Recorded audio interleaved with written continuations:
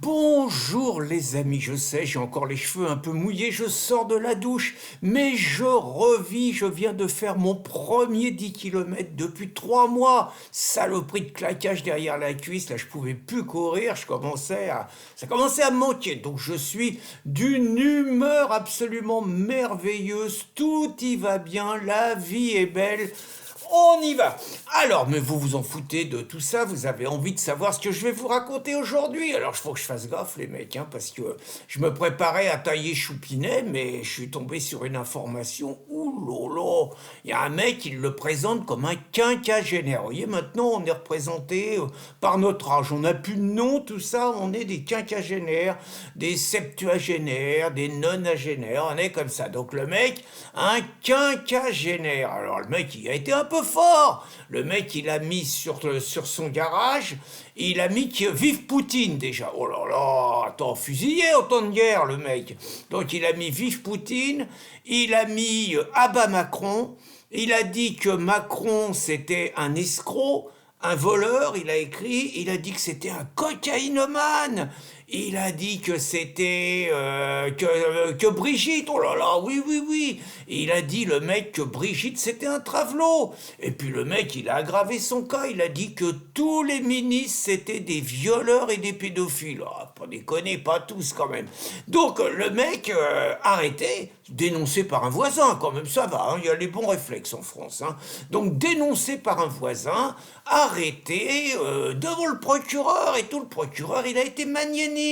Il l'a pas mis en prison, mais malgré tout, il va le rééduquer dans un stage avec une association d'aide aux victimes pour que le mec il redevienne bon et puis qu'il ait le cerveau un peu remis à l'endroit. Donc vous allez me dire, moi faut que je fasse gaffe quand même, hein, parce que bon, j'ai quand même une perquise, les mecs ils sont en train de regarder mon ordinateur, mon téléphone, j'ai pas vu lui filer les codes de mon ordinateur, donc je vais probablement me retrouver avec un procès et peut-être une lourde amende, ce qui me permet de vous rappeler que l'aide à riposte laïque continue, ça se passe bien, mais on n'est pas au but, et si vous pouvez nous filer un coup de poing, il faut le faire.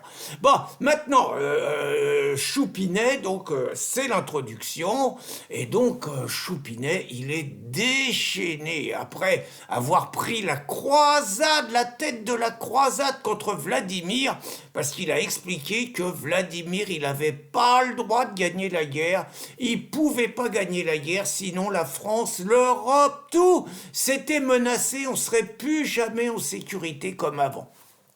Problème, c'est pas les attentats de Moscou, les islamistes, le Bataclan, 500 000 nouveaux venus tous les ans, la surdélinquance en France, les viols qui se multiplient, les coups de couteau qui, on les compte même plus, les morts qu'on retrouve dans la rue au petit matin. C'est pas ça le problème. Le problème, c'est Vladimir.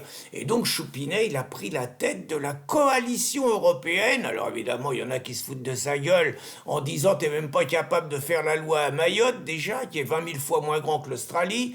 On s'est fait virer de partout en Afrique, pas capable de rétablir l'ordre dans les banlieues, pas capable de mettre à bas les dealers, les toxicomanes, tout ça, les racailles et tout. Mais on va foutre une pâtée à Poutine. Donc déjà, bon, on se fait foutre de notre gueule un peu partout dans le monde, mais s'il n'y a pas que ça. Choupinet, il a pris le téléphone et il a passé une sacrée soufflante à Bibi, à Netanyahou, qui est trop méchant avec les paisibles musulmans de Gaza. Et donc Choupinet, il a dit à Bibi que s'il continuait, il allait le traduire devant un tribunal international pour crimes de guerre.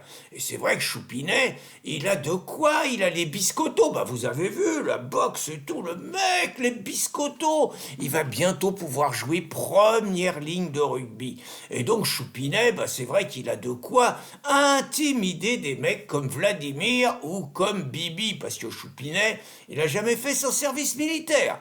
Il a jamais tenu une arme de sa vie, hein, sauf quand il y a les caméramans et qu'il met un déguisement. Mais bon, il sait pas ce que c'est que l'armée. Choupinet, il a jamais mené une action de sa vie au service de son pays. C'est pas vrai. Alors que quand même, Vladimir, c'est quand même pas un plaisantin. Vladimir, c'était quand même le chef du KGB. Donc, bon, je pense que c'est un mec qui a dû en voir pas mal, qui a dû en faire pas mal, y compris lui-même. Vladimir, il n'a pas besoin de jouer les fiers à bras, c'était un ceinture noire de judo. Et un mec, plus de 70 piges, il a quelques jours de plus que moi, mais il est de 52, je dois le respect. Hein. Donc Vladimir, capable d'autre part de se baigner dans de l'eau glacée, 3-4 degrés, il rentre là-dedans comme si rien n'était et tout. Je vois pas Choupinet faire ça, très franchement. Donc Vladimir, quand il a récupéré son pays, quand Helsinki a laissé la main, le pays était en état de faillite totale. Je veux dire, la Russie, c'était devenu un pays du quart-monde, qui allait complètement disparaître. Et Vladimir, il a redressé le pays, tout simplement parce que Vladimir, il aime son pays, il aime son histoire, il aime son peuple. Bibi, hein, on va les comparer tous les deux, même si, bon, Vladimir et Bibi, normalement, ça joue pas ensemble parce que Bibi, il a besoin des ricains, même si Biden le plante, hein, c'est Trump son meilleur pote quand même. Et il a trahi Trump après la victoire de Biden, il s'est pas bien comporté, mais c'est pas l'essentiel. Hein, l'essentiel, c'est Bibi, c'est un mec qui était dans les troupes d'élite de Tsahal quand même, c'est un mec qui a mis sa vie au bout du fusil. Comme tous les mecs en Israël, il n'y a pas les riches et les pauvres, ceux qui vont défendre le pays, puis ceux qui se planquent. Hein. Ça n'existe pas là-bas, hein. Tout le monde y va. Je suis pas sûr qu'en Ukraine, ça soit la même chose, hein. Petite parenthèse.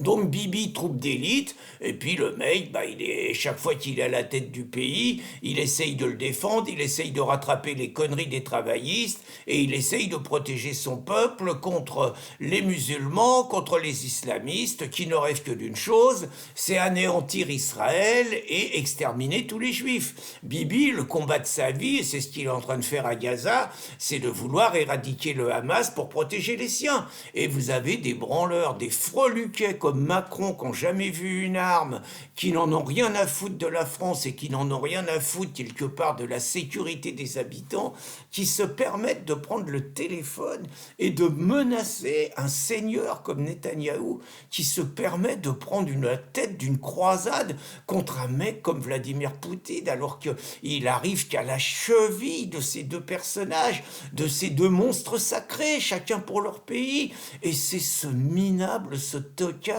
ce traître, disons-le très clairement, qui se permet, qui se croit pour le maître du monde, alors que depuis qu'il est à la tête du pays, jour après jour, il détruit méthodiquement la France, il l'affaiblit, il la ruine, il la livre à des envahisseurs, il trahit les Français, il les abandonne à des gens qui nous détestent, qui nous massacrent, qui nous agressent, qui nous violent, et c'est ce mec-là qui va donner des leçons à Netanyahou et à Poutine. La différence, je vais vous dire, entre Poutine, Netanyahou et Macron, c'est la différence qu'il y a entre deux grands chefs d'État et par ailleurs deux authentiques patriotes et un minable traître à son pays. Bonne journée les amis.